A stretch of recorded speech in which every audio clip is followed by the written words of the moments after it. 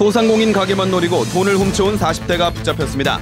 CCTV를 피하기 위해 상자를 뒤집어쓰고 180차례나 절도 행각을 벌였습니다. 터널은 긴급 대피 시설이지만 민방위 경보나 재난방송을 제대로 들을 수 있는 곳은 거의 없는 것으로 드러났습니다. 일반인도 취업이 힘든 조선소를 뚫고 들어간 중증 장애인이 늘고 있습니다. 편견을 깨고 적응해가고 있는 모습을 취재했습니다. 항공우주의 꿈을 우리의 힘으로라는 주제로 하는 항공우주엑스포가 개막했습니다. 대한민국 공군 역사 전시회 등 다양한 행사가 펼쳐집니다.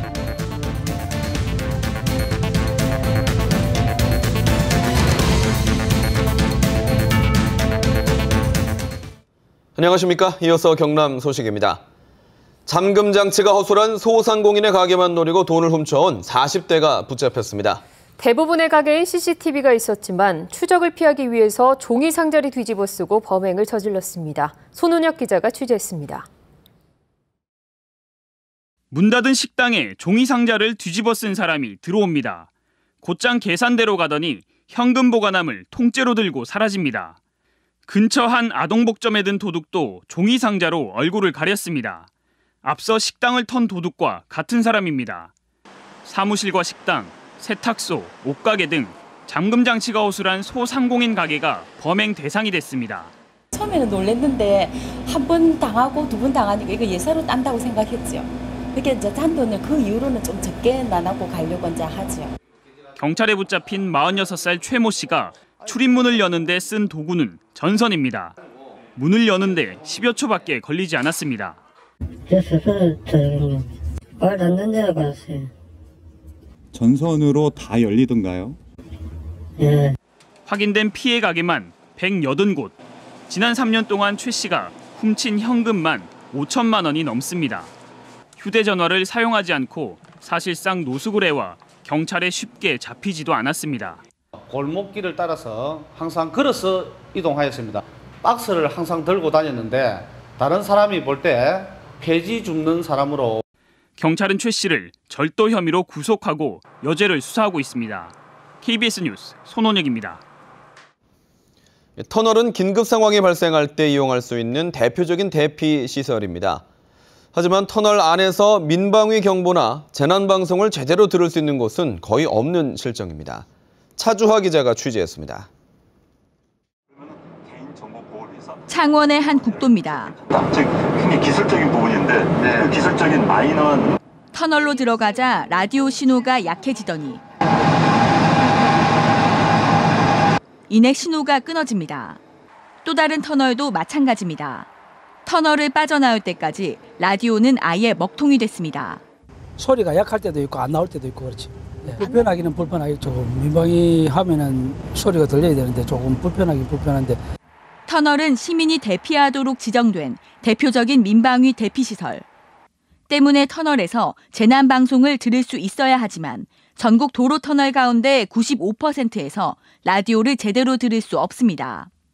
특히 경남 지역은 도로 터널 170곳 가운데 단 3곳에서만 라디오 신호가 양호할 정도입니다. 또 다른 재난방송 수단인 DMB도 도로 터널 10곳 가운데 9곳에서 수신이 되지 않습니다. 지난해 관련법이 개정돼 터널의 라디오와 DMB 중계기 설치가 의무화됐지만 지켜지지 않은 겁니다.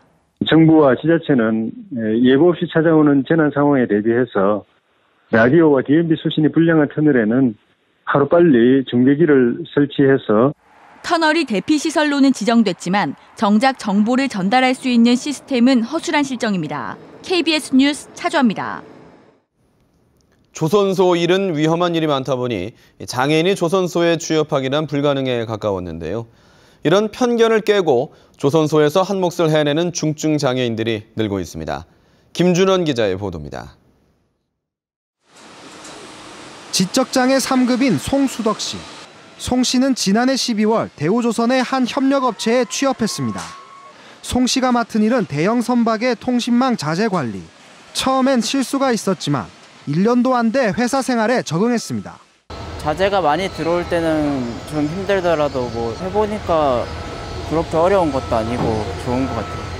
송 씨처럼 지난해 장애인 고용공단의 추천으로 조선소 협력업체에 취업한 중증 장애인은 24명. 우려와 달리 지금까지 한 명의 퇴사자도 없습니다. 근태 관리가 상당히 잘 돼서 그러니까 한 1년 정도 지나고 나니까 지금 보통 일반 우리 직원들 못지않게 잘 하고 있어요. 그래서 앞으로도 이런 친구들을 한두 명 정도는 더 고용하려고. 올해도 중증장애인 25명이 취업문을 두드렸습니다. 오히려 응시자보다 많은 29개 기업이 채용에 나섰습니다.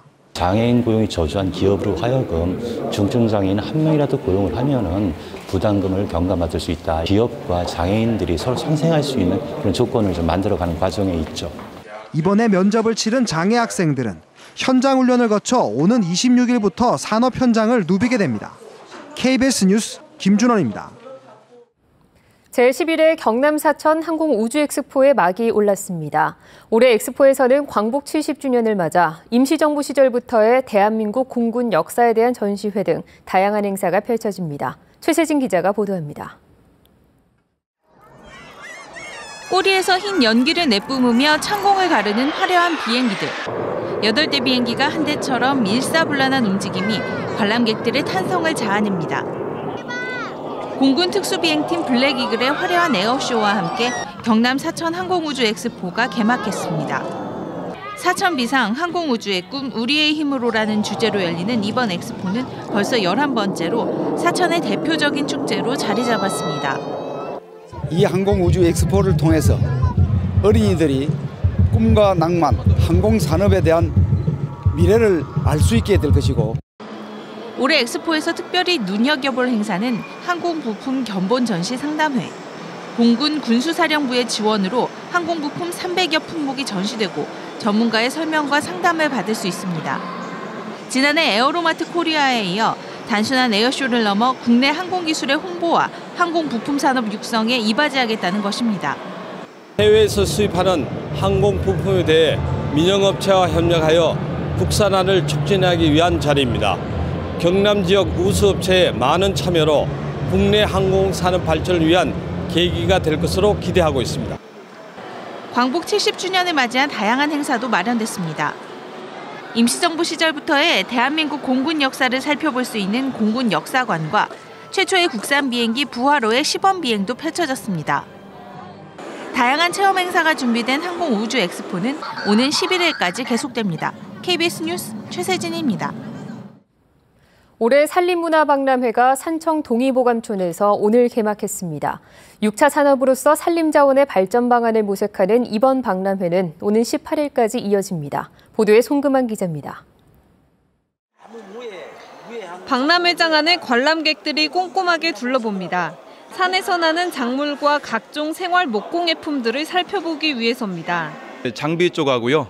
산림 쪽에 대한 장비, 그리고 이제 산림 쪽에 이제 사용되는 나무 같은 거, 인과류가 좀 궁금해서 한번 이렇게 찾아오게 됐습니다. 새로운 것들이 정말로 많은 것 같아요. 산청군 동의보감촌에서 전국 산림박람회가 개막했습니다. 이번 박람회는 산림 경영 관련 컨설팅이 제공됩니다.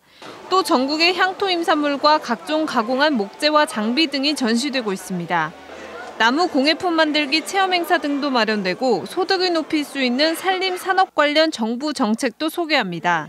이 산림과 문화를 융복합시켜서 부가가치를 창출하고 이 산림 산업이 1차 산업에 국한하지 않고 6차 산업으로 진화하는 모든 것을 보여드리기 위해서 마련했습니다. 산림자원의 상품화를 위해 2020년까지 휴양 프로그램을 추진하는 협약식도 열렸습니다.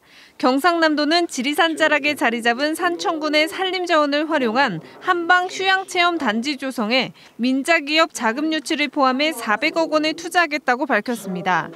산, 산림, 숲, 그리고 인간의 주제로 열리는 올해 산림문화박람회는 오는 18일까지 이어집니다. KBS 뉴스 송금환입니다.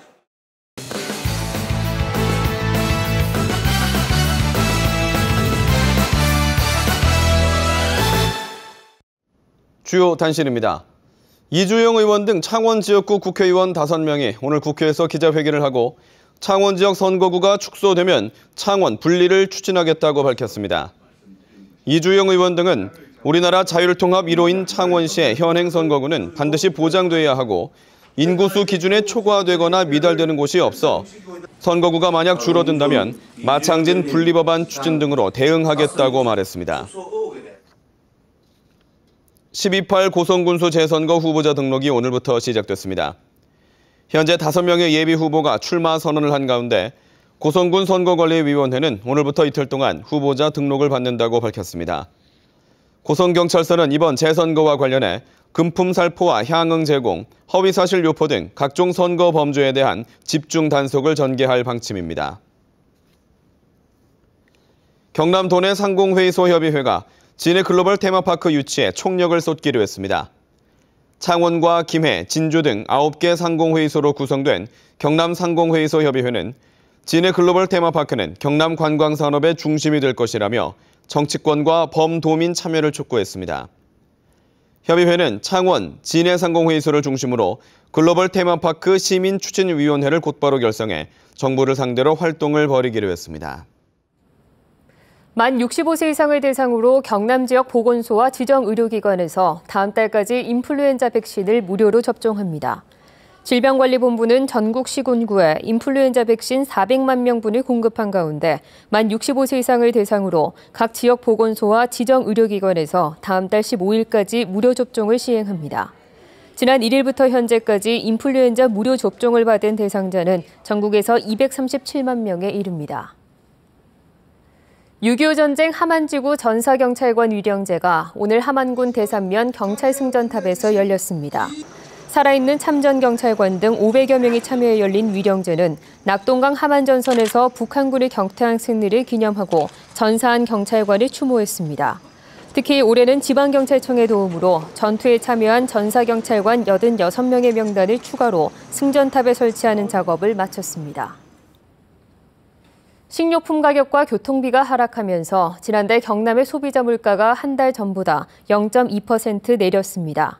동남지방통계청은 지난달 경남의 소비자 물가지수가 109.88로 지난 8월보다 0.2% 하락했다고 밝혔습니다. 경남 소식이었습니다.